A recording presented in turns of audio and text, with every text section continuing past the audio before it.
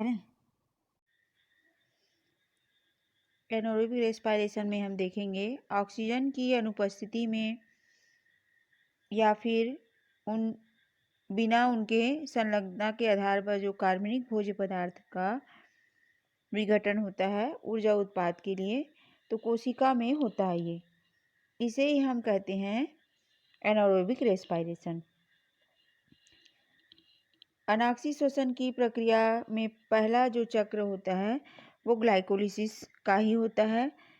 इस क्रम में जो हेक्सोस शर्करा से पायरुविक अम्ल के 2 अणु बनते हैं, साथ ही 2 एटीपी तथा 2 NADH2 अणु की प्राप्ति होती है। तो यहाँ हम पिक्चर में देख रहे हैं पायरुविक एसिड इसमें किसमें लैक्टिक एसिड में कन्वर्ट हो जाता है, या यहाँ पर हम देखेंगे पिक्चर में दिखाई दे रहा है हमको एस्टल्डिहाइड में। पायरुविक एसिड लैक्टिक एसिड में, एस्टल्डिहाइड में, अब एसिटिल एसिड में और ऑक्जेलो एसिटिक एसिड में एलानिन। इधर हम देखेंगे जो लैक्टिक एसिड बना है या एस्टल्डिहाइड से ethyl alcohol, acetaldehyde pyruvic acid से एस्टल्डिहाइड बनता है, उस समय कार्बन डाइऑक्साइड रिलीज होता है। ये एस्टल्डिहाइड जो है एथाइल अल्कोहल में कन्वर्ट हो जाता है और एथाइल अल्कोहल और एसिटिक एसिड में कन्वर्ट हो जाता है। इस समय एटमॉस्फेयर से वाटर का यूज़ किया जाता है। इसी प्रकार देखते हैं लैक्टिक एसिड में इधर बदल जाता है पायरुविक एसिड, या फिर ऑक्जेलो एसिटिक एसिड बनाता है कार्बन डाइऑक्साइड से मिलकर, ये मैलिक एसिड बना लेता है। और मैलिक एसिड बनाने के बाद ये सक्सिनिक एसिड बना लेता है, कार्बन डाइऑक्साइड रिलीज होता है, प्रोपेनिक एसिड बना लेता है। फिर देखते हैं पायरुविक एसिड से डायरेक्ट अमोनिया या हाइड्रोजन से मिलकर एनालिन बना लेते हैं। इधर देखते हैं पायरुविक एसिड जो है एसिटिक एसिड बना लेता है और एसिटिक एसिड जो है ब्यूटेरिक एसिड में कन्वर्ट हो जाता है। ब्यूटेरिक एसिड जो है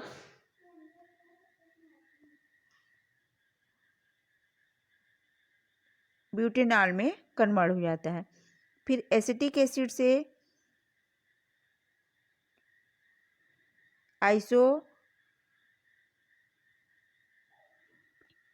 आइसोपाइरोनॉल बना लेते हैं, या फिर एसिटिक एसिड से एसीटोन के रूप में कन्वर्ट हो जाता है। इस प्रकार हम देखते हैं कि जो ऑक्सीश्वसन है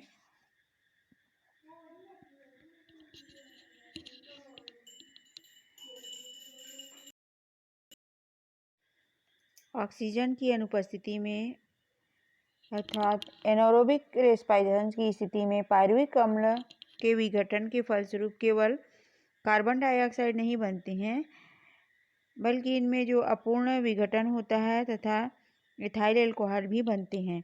इस क्रिया में ग्लाइकोलिसिस के उत्पाद NADH2 के दोनों अणुओं के प्रोटॉन का उपयोग होता है। इस अभिक्रिया में अनाक्षी श्वसन के क्रम में पायरुविक अम्ल का डिकार्बोक्सिलेशन होता है। एसिटल्डिहाइड NADH2 से अवकृत होकर एथाइल अल्कोहल का निर्माण करते हैं।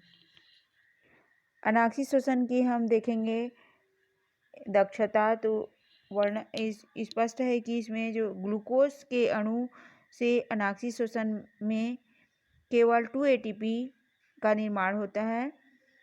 इसकी क्षमता जो है, जब कोई पौधा केवल अनाक्षी श्वसन प्रदर्शित करता है तो उसकी ऊर्जा आवश्यकता को पूरा करने के लिए ग्लाइकोलिसिस की क्रिया बहुत ही तेजी से होती है, ताकि ऑक्सीजन की अनुपस्थिति में भी ATP अर्थात ऊर्जा की जो मात्रा है वो बनी रहे।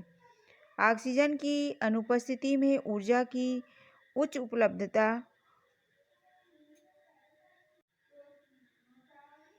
उपलब्धता को सुनिश्चित करने हेतु अत्यधिक ग्लाइकोलिसिस का संपादित होना पाश्चर्य इफेक्ट कहलाता है। पार्विक अम्ल के ऑक्सीकरण की क्रियाएं हम देखेंगे कि अब ऑक्सीश्वसन के क्रम में होने वाली पार्विक अम्ल के पूर्ण विघटन से कार्बन डाइऑक्साइड एवं वाटर बनता है तथा अनॉक्सीश्वसन जिसमें अपूर्ण विघटन के फलस्वरूप इथाइल अल्कोहल बनता है। अन्य कई क्रियाएं कोशिकाओं में संपन्न होती है जिससे जो पार्विक अम्ल का ऑक्सीकरण होता है। लैक्टिक अम्ल का निर्माण होता है इसमें और अमीनो अम्ल के रूप में इसमें सिंथेसिस होता है। तो लैक्टिक अम्ल का निर्माण में देखेंगे जंतुओं में अनॉक्सीश्वसन के फलस्वरूप पार्विक अम्ल जो है लैक्टिक अम्ल में बदल जाता है और कुछ समय बाद लैक्टिक अम्ल फिर से पार्विक अम्ल में परिवर्तित हो जाता है और यह पार्विक अम्ल केप चक्र में के द्वारा ऑक्सीकृत होता है। जंतुओं में एक ही साथ दोनों प्रकार की ऑक्सीकरण होता है।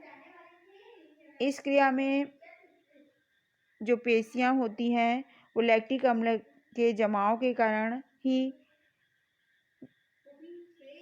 व्यायाम करते समय या दौड़ते समय थकान का अनुभव होता है, लेकिन कुछ देर आराम करने के बाद जब लैक्टिक अम्ल पुनः पार्विक अम्ल में बदल जाता है तो हम सामान्य हो जाते हैं।